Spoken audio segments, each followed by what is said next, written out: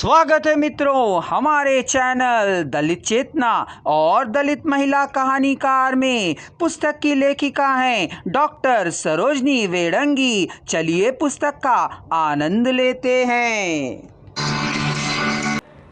दूसरी ओर जब दलित पात्र बोलता है तो वह अपनी हीनता ग्रंथि से इतना ग्रसित होता है कि उच्च वर्ग के पात्र के समक्ष वह या तो निर्हिता या फिर रोष में बोलता है।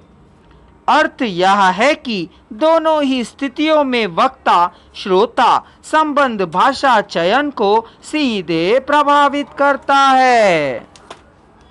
दलित कहानीकारों ने अपनी कहानियों में दलित जीवन से जुड़ी इसी वास्तविक और आंचलिक भाषा का प्रयोग सुशीला टागभोरे ने हिंदी दलित साहित्य की एक प्रसिद्ध लेखिका हैं। इन्होंने टूटता वहम, संघर्ष, सिलिया आदि में भाषा की सरलता का परिचय सहज रूप से दिया है।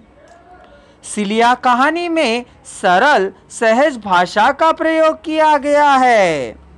भाषा की सहजता ही उनके कहानियों की सबसे महत्वपूर्ण विशेषता है। सिलिया ने हाँ कहकर सिर झुका लिया। तब मौसी जी ने अतिरिक्त प्रेम जताते हुए कहा, कोई बात नहीं बेटी, हमारा भैया तुम्हें साइकिल पे बिठा के छोड़ आएगा। लेखिका की भाषा शैली अत्यंत सरल और प्रवाहपूर्ण है। भाषा शैली के माध्यम से लेखिका ने कहानी को विकास रूप दिया है।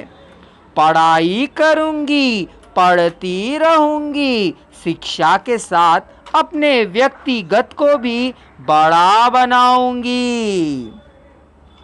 उन सभी परंपराओं के कारणों का पता लगाऊंगी जिन्होंने उन्हें अछूत बना दिया है। विद्या, बुद्धि और विवेक से अपने आप को ऊंची सिद्ध करके रहूंगी। किसी के सामने झुकूंगी नहीं, ना ही अपमान सहूंगी। प्रस्तुत कहानी के माध्यम से लेखिका ने स्पष्ट किया है कि एक दलित युवती का दृढ़ संकल्प कितना सहज है। यह सहजता उसकी उन्नति की परिचायक है, जहां ना भावों में कृत्रिमता ना नाटकीयता का प्रभाव पात्रों के मनोभावों का सशक्त रूप में प्रकट करने का ढंग। इस प्रकार कुसुम वियोगी ने भी अपनी अंतिम बयान कहानी में सरल सहज भाषा का प्रयोग किया है। पात्रों का वार्तालाप कहानी को विकल्प देता है तो वर्णनात्मक शैली कहानी के पात्रों का परिचय और स्थान परिचय में सहायक होता है। अत्रो अपनी न्याय टोली में खूबसूरत कुंवारी जवान लड़की थी। कमला और भर्तरी दो दो चार चार बच्चों की माँ, लेकिन अत्रो रिश्ते में ननंद लगती थी चारों की। जब कभी मस्खरी सूझती तो तीनों चारों मजाक कर लेती अत्रो से।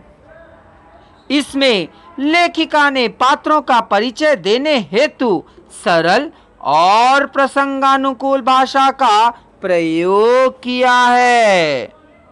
कुमार मेघवाल का अंगारा कहानी भी भाषा शैली के दृष्टि से अत्यंत संपन्न कहानी है। इसमें सरल, महत्वपूर्ण और सहज भाषा का प्रयोग किया गया है। सिर पीटती माँ को सीने से लगाते हुए हीरे ने वचन दिया और कहा, माँ, मैं तुम्हारी कसम खाकर कहता हूँ, जब तक जमुना की इज्जत लूटने वालों से बदला नहीं ले लूंगी तब तक चैन से नहीं बैठूंगा। तुम्हारी कसम माँ, चैन से नहीं बैठूंगा।